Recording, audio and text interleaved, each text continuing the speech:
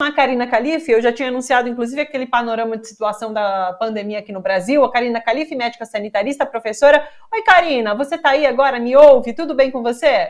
Oi, Thalita, tô sim, tô te escutando bem, obrigada. Que ótimo. Eu tinha te chamado antes, mas acho que você estava no teste e não me ouvia. Daí a gente viu até a sua imagem, mas eu vi que você não estava nos ouvindo, porque você estava assim, meio para baixo. Daí eu falei, acho que ela não está me ouvindo. Agora tá tudo bem. E aí, Karina, vamos falar um pouquinho então sobre essa situação aqui no país. Semana passada a gente atingiu, né, ultrapassou então essa triste marca dos 600 mil mortos. Esse número não deveria, a gente não deveria ter chegado a essa marca, inclusive, se a gente tivesse tido uma gestão humana, uma gestão que respeita a ciência desde o início da pandemia, mas não foi isso que a gente teve, infelizmente, aqui no nosso país, e chegamos então a 600 mil mortes. No mesmo dia, a gente tem essa notícia de corte de 600 milhões ali no Ministério da Ciência e Tecnologia. Então, assim, é uma destruição de tudo que preza pela ciência enorme. Queria te ouvir sobre essa marca e sobre esse número. Sim, sim. Primeiro que 600 mil mortes num país como o nosso é uma coisa muito grande, né, Thalita? Assim, é muito absurdo estar passando por tudo isso, porque se você faz a comparação, por exemplo, com outros países do mundo, que também, alguns que tiveram uma situação melhor, outros a situação pior, mas nenhum país teve a situação da gente em relação a mortes por milhão de habitantes, né?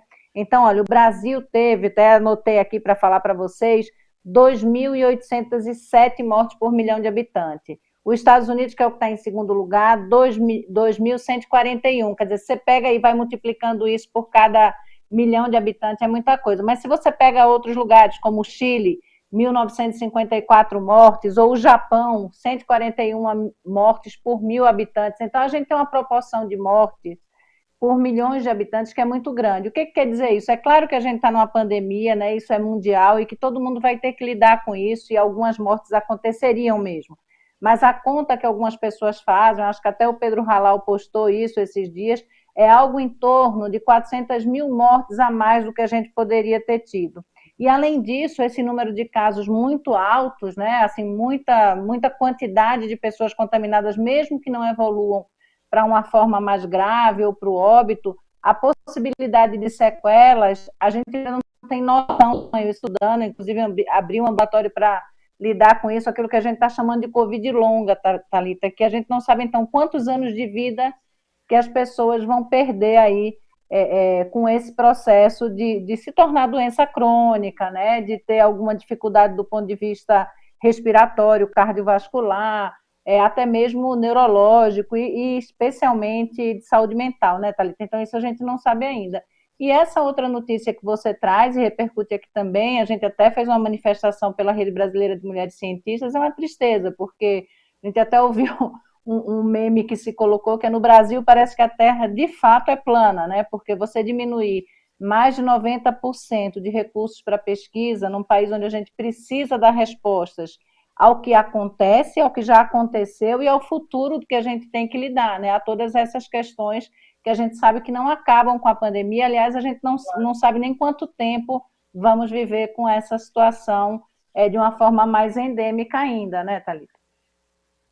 Não, o governo já está anunciando, acho que a gente comentou isso na semana passada, que não sabe nem como vai comprar vacina para o ano que vem. A gente está às vésperas de 2022 e o governo ainda não tem um plano para fazer essa compra, sendo que é óbvio que a gente vai ter que tomar essa terceira dose, enfim.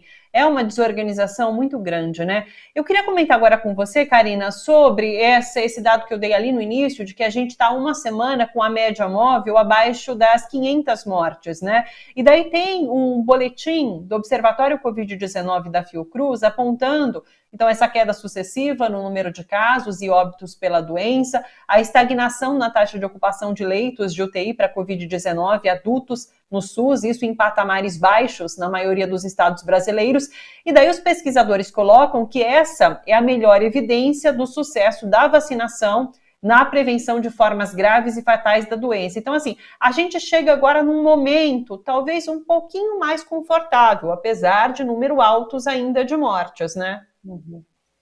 É isso mesmo. A gente acho que essa é a maior evidência que a vacina funciona como forma de prevenção, especialmente para casos graves e óbitos, porque a gente tem essa diminuição, especialmente aí, né, na média móvel de óbitos, Thalita, e também os casos que vão para leito, precisam de leito de hospital, são os casos de moderados para grave, né? Então a gente tem essa diminuição, ou seja, mesmo que a gente continue tendo um número de casos que tem mudado aí, estava 16 mil, acho que baixou um pouco, em torno de 14 mil novos casos por dia, é uma quantidade de casos assim importante ainda, né? Por tudo aquilo que a gente já falou.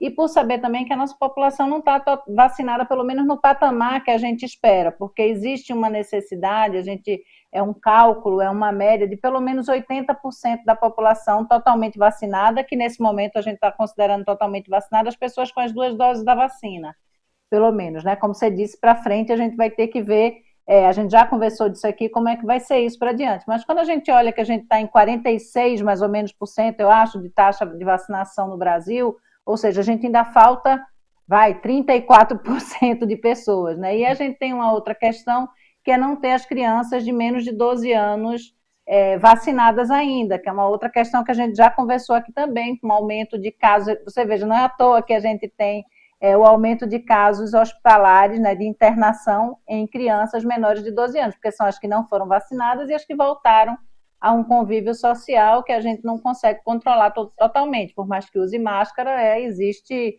uma circulação, né, Thalita? Claro.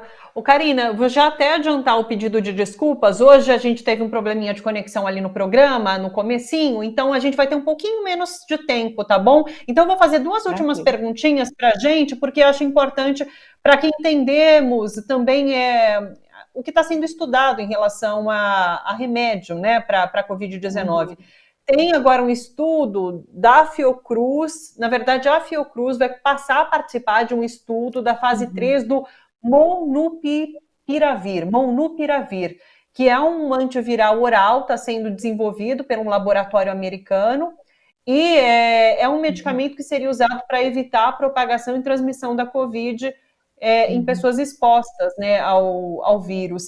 É um passo importante, inclusive, eu li, confirma para mim, que esse laboratório já pediu nos Estados Unidos para usar de forma emergencial, né, para fazer uso de forma emergencial. Então, assim, é uma notícia muito interessante e a gente acha que fica super receoso quando se trata de medicamento para Covid, por conta do que a gente passou, né, com kit Covid, com cloroquina, enfim. Mas se trata de um medicamento diferente, testado, realmente com evidências. Explica para a gente.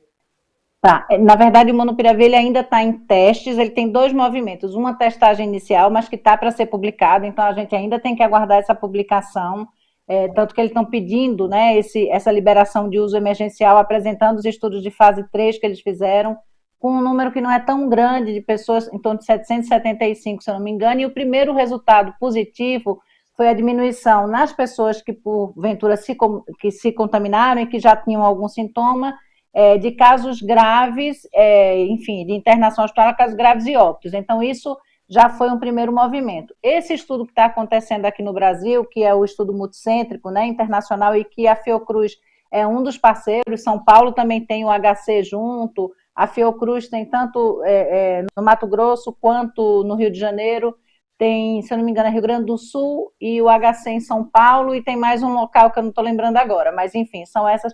Esse estudo em fase 3 é para um outro movimento, que é para utilização como se fosse pós-exposição, mais ou menos isso, né? Uma APE, pós-exposição pelo vírus da Covid. Então, por exemplo, você mora na sua casa, seu companheiro, seu marido se contaminou, você teve um contato inicial sem máscara, sem cuidado, depois você passa a ter, então, depois de 72 horas você não teve sintoma, eles começam a usar como se fosse para diminuição de que essa replicação viral acontecesse. Então, isso é o estudo que está em fase 3, estudo clínico em fase 3 que a gente tem aqui no Brasil nesse momento. Mas o primeiro é a diminuição de 50% dos casos graves e mortes, que são esses com 775 das pessoas que já tinham um contato, já tinham sintomas, já estavam com Covid.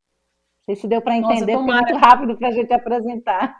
Mas sim, claro. É uma medicação completamente diferente da hidroxicloroquina, da ivermectina, que nunca em nenhum momento a gente teve nenhum movimento como esse. Então tem o Revencov também, então tem alguns medicamentos que agora nenhum deles vai resolver e vai fazer o papel da vacina, vai fazer o papel do distanciamento, do uso de máscara, né, Thalita? A gente precisa fazer isso e a gente precisa começar a fazer isso também.